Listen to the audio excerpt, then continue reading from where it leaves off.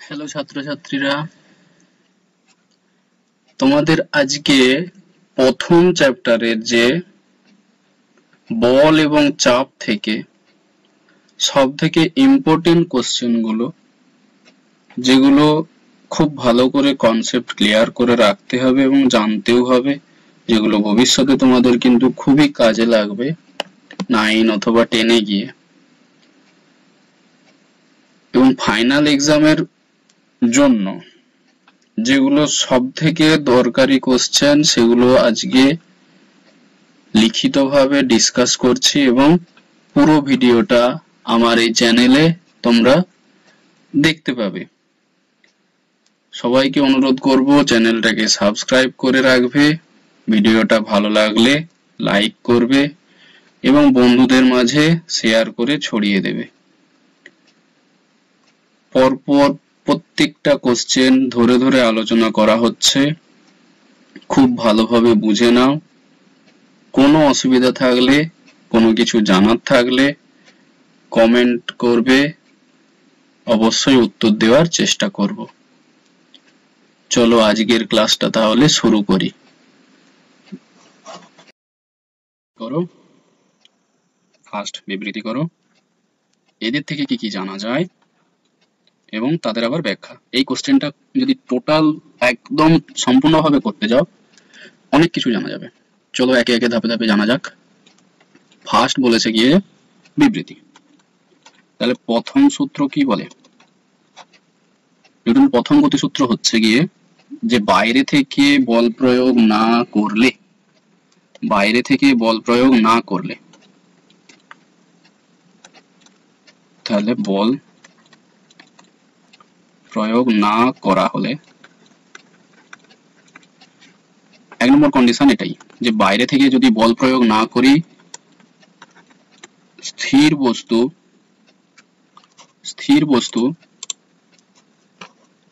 চিরকাল কি থাকে?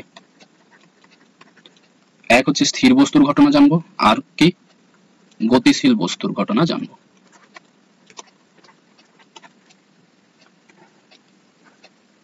তাহলে বাইরে থেকে যদি বল প্রয়োগ না করি স্থির বস্তু চিরকাল স্থির থাকে।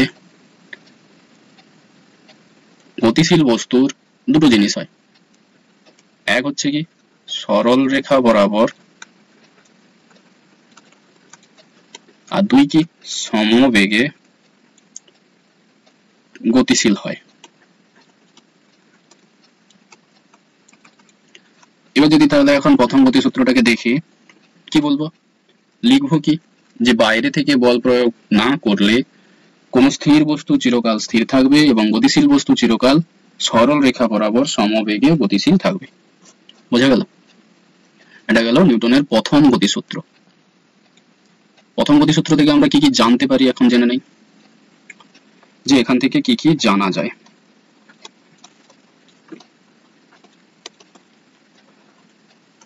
এখান থেকে দুটো জিনিস জানতে পারবো। কি কি? এক নম্বর হচ্ছে যে বলের সংজ্ঞা জানতে পারি, আর দু নম্বর জিনিস একটা জানতে পারি যে জাড্ডের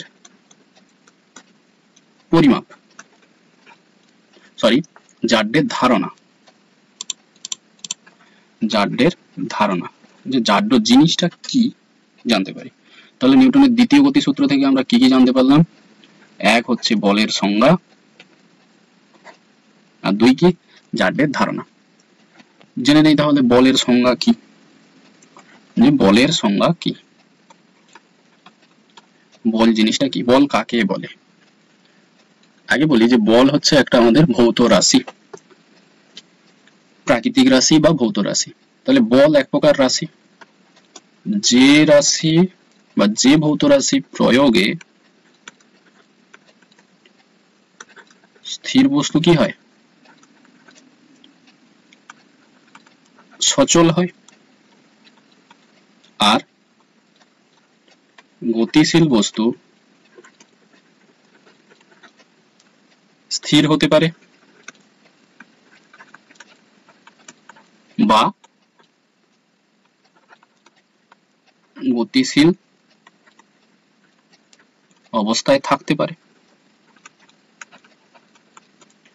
সেই রাশিকেই আমরা কি বলবো? বলবো বল। বলের ইংলিশ কি? বলের ইংরেজিটা কি জেনে রাখবে, যে বলের ইংলিশটা হচ্ছে ফোর্স। তাহলে যে রাশি প্রয়োগে স্থির বস্তু সচল থাকে বা সচল হয়, এবং গতিশীল বস্তুকে বল প্রয়োগ করলে কি হবে? দুটো জিনিস ঘটতে পারে, হয় স্থির হবে অথবা সেই বস্তুর গতিশীল অবস্থা কি হবে? আরো বাড়তে থাকবে বা গতিশীল অবস্থাতেই থাকতে পারে। যে রাশির প্রয়োগে এই দুটো ঘটনা ঘটে তাকেই আমরা বলি বল। নিউটনের প্রথম গতিসূত্র থেকে আমরা কি জানতে পারলাম? বলের সংজ্ঞা জেনে গেলাম। 2 নম্বর হচ্ছে জাড্ডের ধারণা কি জানবো। 2 কি? জাড্ড। জাড্ড জিনিসটা কি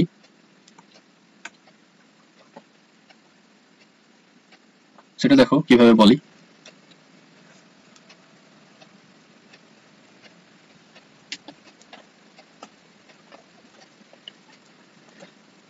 একটা বস্তু এটা স্থির ছিল, এটা একটা জায়গায় স্থির ছিল। আরেকটা বস্তু বল প্রয়োগের ফলে এ থেকে বিতে গেল, এটা কিন্তু আর স্থির নেই। এটা তাহলে কি? সচল বস্তু। আর এটা কি? স্থির বস্তু। এখন কোনো না কোনো ধর্মের জন্য তো বস্তুটা স্থির বা বস্তুটা সচল অবস্থায় আছে। কোনো না কোনো ধর্মের জন্য বস্তুটা স্থির অথবা সচল অবস্থায় আছে। যে ধর্মটার জন্য সে স্থির, যে ধর্মটার জন্য বস্তু স্থির থাকে বা থাকার চেষ্টা করে, অবশ্যই এই ভাষাটি কিন্তু লিখতে হবে, যে ধর্মের জন্য কোনো বস্তু স্থির থাকে বা থাকার চেষ্টা করে। আবার গতিশীল বস্তু সচল থাকে বা সচল থাকার চেষ্টা করে।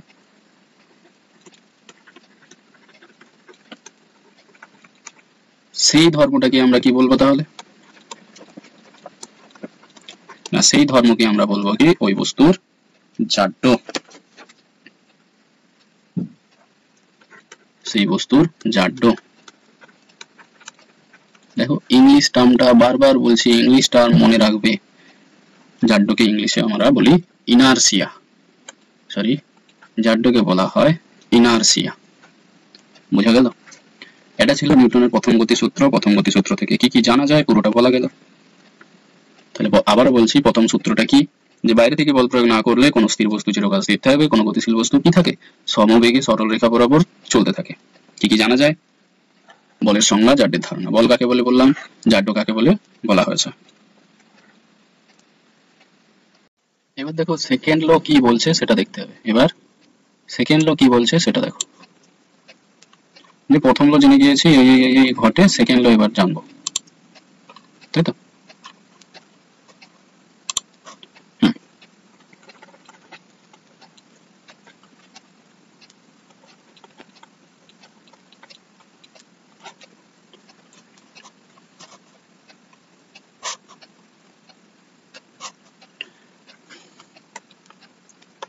দেখো দ্বিতীয় সূত্র কি বলছে, না বস্তুর উপর প্রযুক্ত বল এবং বস্তুর ভরবেগ দুটো জিনিস এখানে জানতে পারো। কি? যে বস্তুর ভরবেগ পরিবর্তনের হার, বস্তুর ভরবেগ পরিবর্তনের হার, আর কে? বস্তুর উপর প্রযুক্ত বল। এই দুটো কি হয়? এই দুটো পরস্পর সমানুপাতিক। তাহলে কি? বস্তুর ভরবেগ পরিবর্তনের হার এবং বস্তুর উপর প্রযুক্ত বল সমানুপাতিক, এটা জানলাম।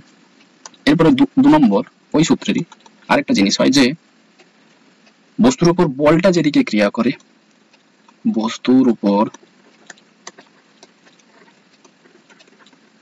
প্রযুক্ত বল যেদিকে ক্রিয়া করে কি হয় না ভরবেগ পরিবর্তনের হার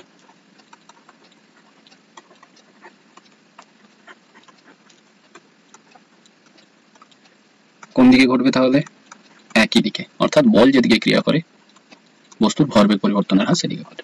তাহলে টোটাল সূত্রটা কি এসে দাঁড়ালো না বস্তুর ভরবেগ পরিবর্তনের হার বস্তুর উপর প্রযুক্ত বলের কি সমানুপাতিক বল যেদিকে ক্রিয়া করে, অর্থাৎ বস্তুর প্রযুক্ত বল যেদিকে ক্রিয়া করে ভরবেগ পরিবর্তনের হার সেদিকে ঘটে। এটা লিখতে হবে কিন্তু বল যেদিকে ক্রিয়া করে বস্তুর ভরবেগ পরিবর্তনের হার সেদিকে ঘটে।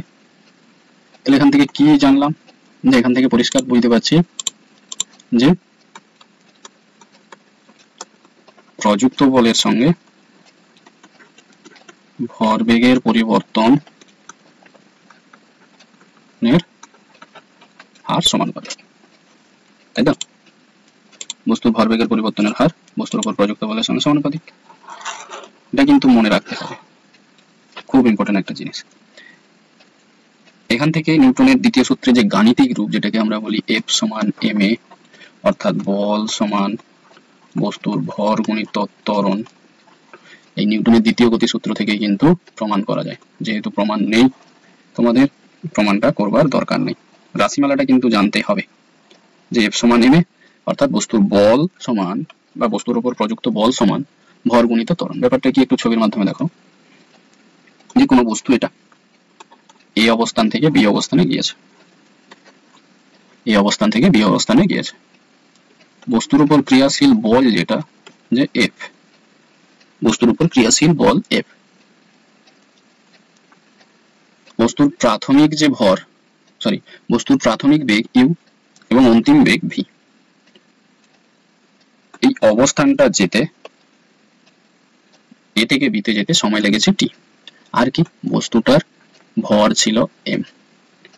এই সূত্রটা প্রমাণ নেই ঠিকই, কিন্তু কিভাবে আসছে সেটা একবার দেখে নাও, জাস্ট নিজের বোঝার জন্য। এটা যতক্ষণ না বুঝতে পারবে এই সূত্রটি কোথা থেকে এলো বা কেন এলো বুঝতেও পারবে না। তো দেখো চট করে,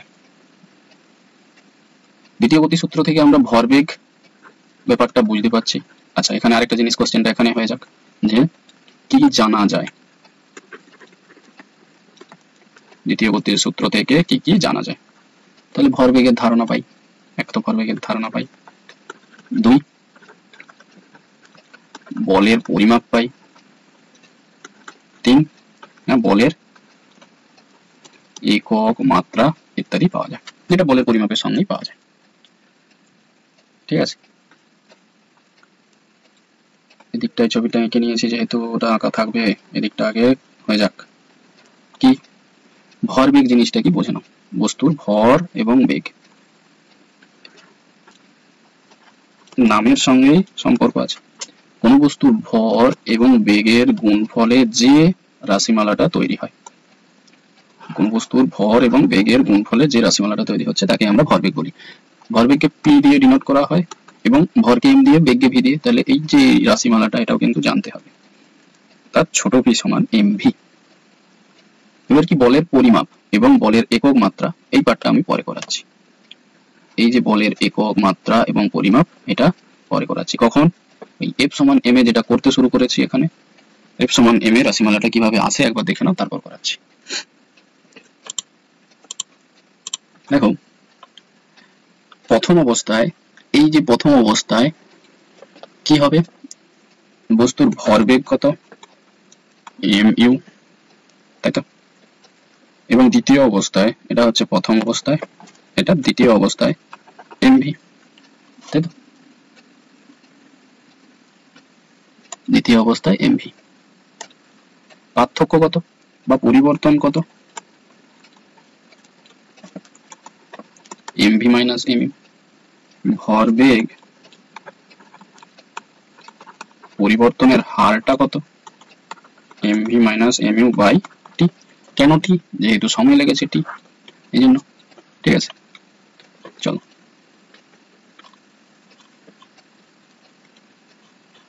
t, এখান থেকে m into v minus u by t করা যায়। এটা আবার দেখো m ইন্টু a করা যায়, কেন করা যায় বলে দেই, যে v minus e by t মানে কি না বেগ পরিবর্তনের হার, যাকে আমরা কি বলি, যাকে আমরা বলি ত্বরণ, এই জন্য এ দিয়ে ডিনোট করা হয়েছে, বোঝা গেছে। এবার কি নিউটনের দ্বিতীয় গতিসূত্র কি বলে, যে বস্তুর উপর প্রযুক্ত বল ভরবেগের পরিবর্তনের, বস্তুর উপর প্রযুক্ত বল ভরবেগ পরিবর্তনের হারের সঙ্গে সমানুপাতিক। তাহলে বস্তুর উপর প্রযুক্ত বল এফ, ভরবেগ পরিবর্তনের হার এম এ, এর সঙ্গে সমানুপাতিক। এখান থেকে যদি আমি একটা সমানুপাতিক ধ্রুবক নেই, যেখানে কিন্তু কে হচ্ছে ধ্রুবক, এটা হচ্ছে।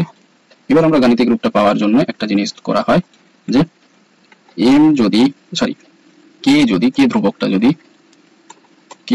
যদি এক হয়, অর্থাৎ যে ধ্রুবকটা নেওয়া হচ্ছে সেটা যদি এক হয়, বা একক ধ্রুবক হয়, আমি এটা সহজে বলতে পারি যে এফ সমান এম এ। এইটাই হচ্ছে কি নিউটনের সূত্রের গাণিতিক রূপ। কোন সূত্রের? দ্বিতীয় সূত্রের। ঠিক আছে, প্রমাণটা কোথাও কোথাও পড়তেও পারে, কোন স্কুলে দেয়, প্রমাণটাও কিভাবে করতে হয় বলে দিলাম।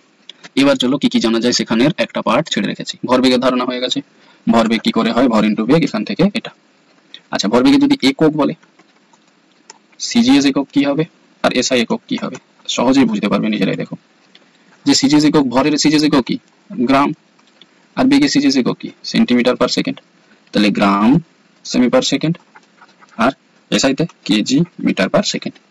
এইটুকু ভরবেগ সম্পর্কে জানলেই হবে। এবার জানবো যে বলের পরিমাপ, বলের একক, মাত্রা, খুব খুব খুব ইম্পর্টেন্ট একটা জায়গা, এখান থেকে কিন্তু কোশ্চেন আসে। যে বলের পরিমাপ, একক, মাত্রাটা তোমাদের পড়ে না তো বুঝে নেবে।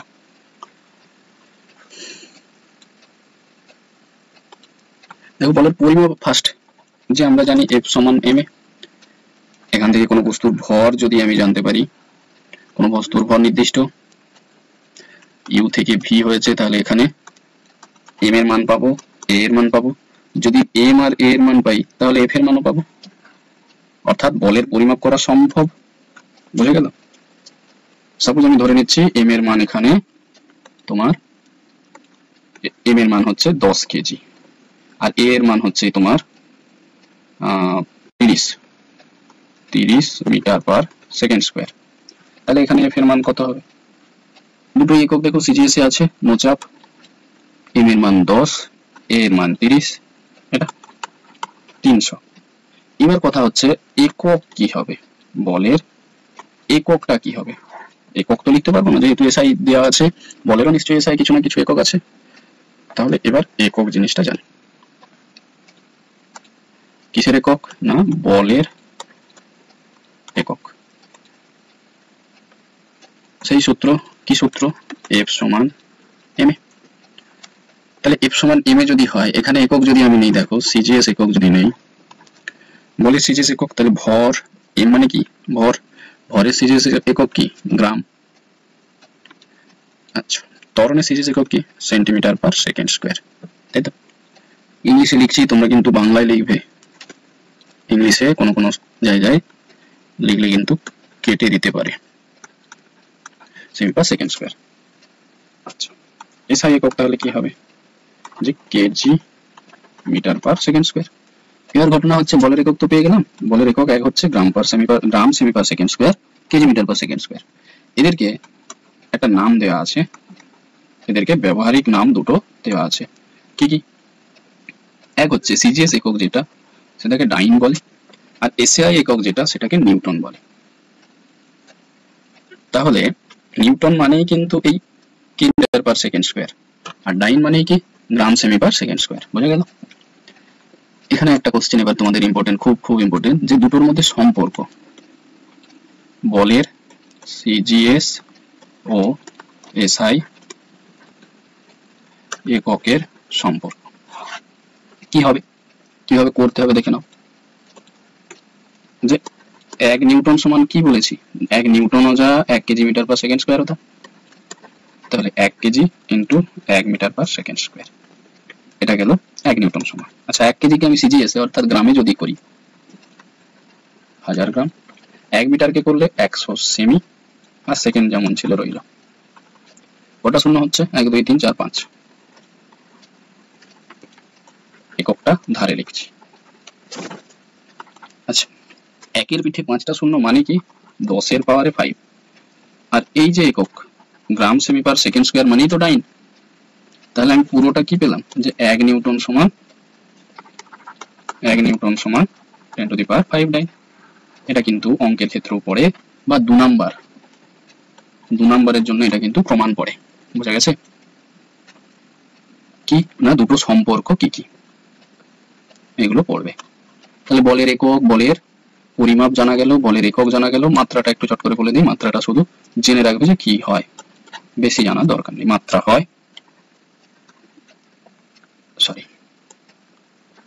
F সমান m এ তো m l t to the power -2 এটা হয় মাত্রা।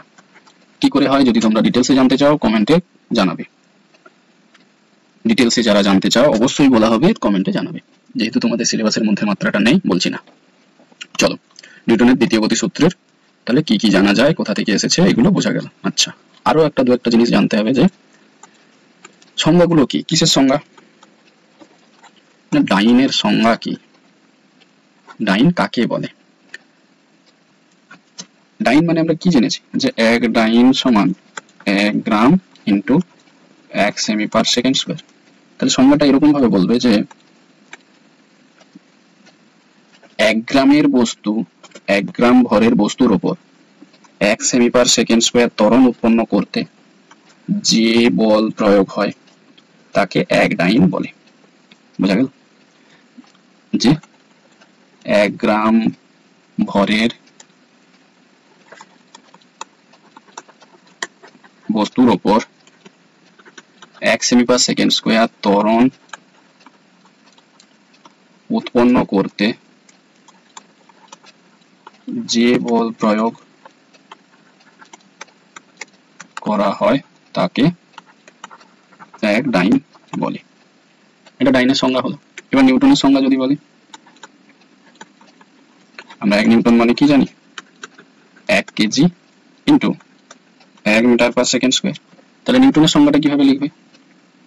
এই জায়গায় কি করবে যে 1 কেজি ভরের উপর 1 নিউটনের সংজ্ঞাটা কি করবে তাহলে, যে 1 কেজি ভরের উপর 1 মিটার পার সেকেন্ড স্কয়ার ত্বরণ উৎপন্ন করতে যে বল লাগে সেটাই হবে 1 নিউটন। এটা কিন্তু তোমরা খাতায় গুছিয়ে লিখবে যে 1 কেজি ভরের উপর 1 মিটার পার সেকেন্ড স্কয়ার ত্বরণ উৎপন্ন করতে যে বল প্রয়োগ করা হয় তাকে 1 নিউটন বলে। এইগুলোই ছিল নিউটনের দ্বিতীয় গতিসূত্র থেকে যা যা কোশ্চেন পড়ে। ঠিক আছে, এরপর আমরা জানবো যে নিউটনের তৃতীয় গতিসূত্র কি বলছে। নিউটনের তৃতীয় গতিসূত্র সবার কাছেই সহজ, সেই সহজ সূত্রটা একবার দেখে নেই। চলো, কি বলছে সূত্র? সূত্রের বিবৃতি হচ্ছে যে প্রত্যেক ক্রিয়ারই সমান এবং বিপরীতমুখী প্রতিক্রিয়া আছে। তাহলে প্রত্যেক ক্রিয়ারই সমান এবং বিপরীতমুখী প্রতিক্রিয়া আছে। তাহলে সূত্রটা থেকেই আমরা দুটো জিনিস জেনে গেলাম। কি কি জানা যায়? এক হচ্ছে ক্রিয়া সম্পর্কে জানতে পারছি, আর প্রতিক্রিয়ার ধারণা পাচ্ছি। 2 নম্বর এখানে আরেকটা আছে যে রৈখিক ভরবেগের সংরক্ষণ, বা যেটা সহজে আমি বলতে পারি যে ভরবেগ সংরক্ষণ সূত্র। ভরবেগের সংরক্ষণ হয়, আর 1 নম্বর হচ্ছে ক্রিয়া ও প্রতিক্রিয়ার ধারণা পাওয়া যায়। এই দুটো জানা যায়। এবার দেখো ক্রিয়া কি আর প্রতিক্রিয়া কি জিনিসটা দেখো। এই যে প্রথম বস্তুটা দ্বিতীয় বস্তুর সঙ্গে ধাক্কা খাচ্ছে, সংস্পর্শে এসে ধাক্কা খাওয়ার ফলে প্রথম বস্তু দ্বিতীয় বস্তুটার উপর একটা বল প্রয়োগ করবে। প্রথম বস্তু দ্বিতীয় বস্তুটার উপর বল প্রয়োগ করছে, যেটাকে আমি বলছি F12। F12 মানে কি না, 1 নম্বর বস্তু দ্বারা 2 নম্বর বস্তুর উপর ক্রিয়াশীল বল।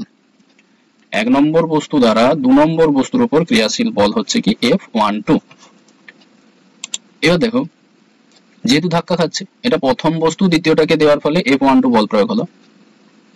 অন্য দিক থেকে দ্বিতীয় বস্তুটাও তো একে বল প্রয়োগ করবে, অর্থাৎ দুটো বল দুই দিকে বিপরীত দিকে কাজ করবে, দুটো বল বিপরীত দিকে কাজ করবে। প্রথম বস্তুর ক্ষেত্রে আমরা বল পেয়ে গেছি F12, দ্বিতীয় বস্তু প্রথম বস্তুর উপর যে বল প্রয়োগ করছে সেটা কি F21, তাহলে প্রথম বস্তু করলো এবং দ্বিতীয় বস্তু উল্টো দিক থেকে করলো। এবার দেখো নিউটনের তৃতীয় গতিসূত্র কি বলছে, যে প্রত্যেক ক্রিয়ারই সমান এবং বিপরীত প্রতিক্রিয়া আছে। এবার ক্রিয়া কোনটা প্রতিক্রিয়া কোনটা সেটা বুঝে নেই। যে ক্রিয়া কোনটা, যে কোনো একটা, দুটো ঘটনা ঘটছে, তো এখানে দুটো বল প্রয়োগের ফলে দুটো ঘটনা ঘটছে। এক হচ্ছে 1 নম্বর বস্তু 2 নম্বরের উপর কাজ করছে, আর বিপরীত দিক থেকে 2 নম্বর বস্তু 1 নম্বর বস্তুর উপর কাজ করছে। আমি যদি F12 কে ক্রিয়া ধরি, তাহলে অন্য যেটা F21 অর্থাৎ 2 নম্বর বস্তু একের উপর যে বল প্রয়োগ করছে সেটা হবে প্রতিক্রিয়া বল। এটাকে যদি ক্রিয়া বল বলি, অন্যটা হবে প্রতিক্রিয়া বল। বুঝা গেল, তাই তো? এবার সূত্র অনুযায়ী কি বলছে, যে সূত্র কি বিপরীতমুখী প্রতিক্রিয়া, তাহলে ক্রিয়া যা হবে প্রতিক্রিয়া 1 তো সমান হবে, সমান অবশ্যই, 2 কি বিপরীত হবে, কারণ কি F12 1 থেকে 2 এর উপর কাজ করছে, বিপরীত দিক থেকে F21 কাজ করছে, তাহলে এই বিপরীত দিক থেকে হওয়ার জন্য এই মাইনাস চিহ্নটা হচ্ছে। দেখো সূত্রে বলাই আছে সমান এবং বিপরীত প্রতিক্রিয়া বল ক্রিয়া করে বা প্রতিক্রিয়া আছে, তাহলে বোঝা গেল। ওখান থেকে আমরা বলতে পারি যে F12 সমান মাইনাস F21 হয়েছে। তাহলে সূত্র জানলাম, সূত্র থেকে কি কি জানা যায়, এই ছবিটা একটু নিজেদের মতো করে বুঝে নেবে, কাকে কি ডিনোট করা হচ্ছে এই জায়গাটা বুঝবে, আর কি ক্রিয়া কি প্রতিক্রিয়া কি। দেখো ক্রিয়া কি প্রতিক্রিয়া কি কাকে বলে বলতে পারবে খুবই সহজে একটা উদাহরণের সাহায্যে। উদাহরণ যদি বলে যে নৌকার আরোহী নৌকা থেকে লাফ দেওয়ার সময় পাড়ে যখন যায়, নৌকাও তাকে বিপরীত দিক থেকে একটা বল প্রয়োগ করে, এই উদাহরণ। এবার দেখো ক্রিয়া প্রতিক্রিয়ার বৈশিষ্ট্য কি সেটা জানতে হবে, এটা কিন্তু পরে। 1 নম্বর হচ্ছে ক্রিয়া প্রতিক্রিয়া দুটি সমমাত্রার বল, অর্থাৎ দুটোরই মান একই হবে, মানটা কিন্তু দুটোরই একই হবে, মান হচ্ছে সেম হয়, শুধু কি দিকটা আলাদা। বোঝা গেছে, পরস্পর বিপরীত অভিমুখে সক্রিয় হয়, পরস্পর বিপরীত অভিমুখে সক্রিয়, এটা গেল 1 নম্বর। 2 নম্বর হচ্ছে ক্রিয়া ছাড়া প্রতিক্রিয়া ঘটতে পারবে না, আবার উল্টো দিকে প্রতিক্রিয়া ছাড়া ক্রিয়ার অস্তিত্ব নেই। যেমন দেখো আমি যদি এখানটাই বলি যে 1 নম্বর বস্তু 2 নম্বর বস্তু পরস্পর ধাক্কা খেয়েছে, 1 নম্বর বস্তু 2 নম্বর বস্তুর উপর যে বল প্রয়োগ করছে সেটা হচ্ছে ক্রিয়া, সেটা ক্রিয়া। 2 নম্বর বস্তু 1 নম্বর বস্তুর উপর যে বল প্রয়োগ করছে সেটা হচ্ছে প্রতিক্রিয়া, তাই তো? অর্থাৎ দুটোই একই ঘটনা, দুটোই কিন্তু আলাদাভাবে কোনো কিছু হবে না, যে ক্রিয়া আছে প্রতিক্রিয়া নেই, প্রতিক্রিয়া আছে ক্রিয়া নেই, এরকম কিন্তু হতে পারে না। এই জন্য বলা হচ্ছে যে ক্রিয়া ছাড়া প্রতিক্রিয়া অথবা প্রতিক্রিয়া ছাড়া ক্রিয়ার অস্তিত্ব নেই। 3 নম্বর কি ক্রিয়া ও প্রতিক্রিয়া সর্বদা একই সময়ের জন্য স্থায়ী হয়, বলগুলোর মান যেহেতু একই, তাহলে বলগুলো কি হবে একটা নির্দিষ্ট সময় ধরেই চলবে। বোঝা গেছে। 4 নম্বর দুটি বলই যুগপৎ ক্রিয়াশীল হয়, অর্থাৎ যে দুটো বল কাজ করছে একই জিনিস, বারবার বলছি যে এরা সমান, সমান মানে কি কেউ আগে বা কেউ পরে কি ঘটতে পারে, ঘটবে না, অর্থাৎ দুটোই একই সাথে শুরু হবে, একই সাথে বলের ক্রিয়া বন্ধ হবে, আগে পরে নয়, এরা আগে পরে বলে কোনো কিছু হয়নি, এদের কখনোই নির্দিষ্ট করে চিহ্নিত করা যায় না, মানে একই তো বল দুটোই, এটা ক্রিয়া এটা প্রতিক্রিয়া। একজন বলছি যে 1 নম্বর 2 এর উপর যেটা করছে সেটা ক্রিয়া, 2 নম্বর 1 নম্বরের উপর যে বল প্রয়োগ করছে সেটাও কিন্তু ক্রিয়া, অন্য কেউ এটা বলতেই পারে। এই জন্য বলা হচ্ছে যে এদেরকে আলাদা করে চিহ্নিত করতে পারবো না যে এটা ক্রিয়া এটা প্রতিক্রিয়া। বুঝা গেছে। লাস্ট যেটা, এই দুটি বল সর্বদা দুটি ভিন্ন বস্তুর উপর কাজ করে, তাই এরা কখনোই পরস্পরকে ব্যালেন্স করতে পারবে না, কখনোই প্রশমিত করতে সক্ষম নয় এবং সাম্য প্রতিষ্ঠা করতে ব্যর্থ হয়। অর্থাৎ দুটো ক্রিয়া একে অপরকে বাধা ভাবে কাজ করবে এরকম কিন্তু নয়, যে 1 নম্বর 2 নম্বরকে থামাবে, 2 নম্বর 1 নম্বরকে থামাবে, এটা কিন্তু হতে পারে না। অর্থাৎ ব্যালেন্স হতে পারে না। বোঝা গেল? আর কি, এই ব্যালেন্স যেহেতু হয়নি সাম্য প্রতিষ্ঠা সম্ভব নয়। এটাই ছিল যে ক্রিয়া প্রতিক্রিয়ার বৈশিষ্ট্য। খুব কিন্তু ইম্পর্টেন্ট, এটা একটু দেখে রাখবে খুব ভালো করে। বোঝা গেছে? এরপর আমরা জানবো নিউটনের গতিসূত্রের কিছু ব্যবহারিক প্রয়োগ, যেগুলো কিন্তু 2 নম্বরের কোশ্চেনের জন্য কিন্তু খুবই খুবই ইম্পর্টেন্ট। নিউটনের তৃতীয় গতিসূত্র, নিউটনের দ্বিতীয় এবং নিউটনের প্রথম, এই 3টে গতিসূত্র থেকে যা যা যাবতীয় জিনিস আছে সবগুলোই বলে দিলাম। এর পরের ক্লাসটায় নিউটনের যে এই 3টে গতিসূত্রের প্রয়োগ কিছু উদাহরণের সাহায্যে ব্যাখ্যা সহ করিয়ে দেওয়া হবে। সেজন্য বলবো তোমরা অবশ্যই এই ক্লাসটা আগে মন দিয়ে ভালো করে দেখো, চ্যানেলটিকে সাবস্ক্রাইব করো, ভিডিওটা ভালো লাগলে অবশ্যই লাইক করো, বন্ধুদের মধ্যে শেয়ার করে ছড়িয়ে দাও। আরো একটা কথা, যে বেল আইকন অবশ্যই ট্যাপ করে রাখো ভিডিও দেওয়ার সাথে সাথে, যাতে তোমরা এই ভিডিওগুলো ফার্স্ট দেখতে পাও। ঠিক আছে? কারো কোনো কিছু যদি অসুবিধা থাকে, কোনো বুঝতে অসুবিধা, কোনো কিছু যদি সমস্যা থাকে, অবশ্যই কমেন্টে জানাবে। তোমাদের সমস্যার সমাধান করার চেষ্টা করব। ওকে, ঠিক আছে, চলো পরের ক্লাসে আবার দেখা হচ্ছে।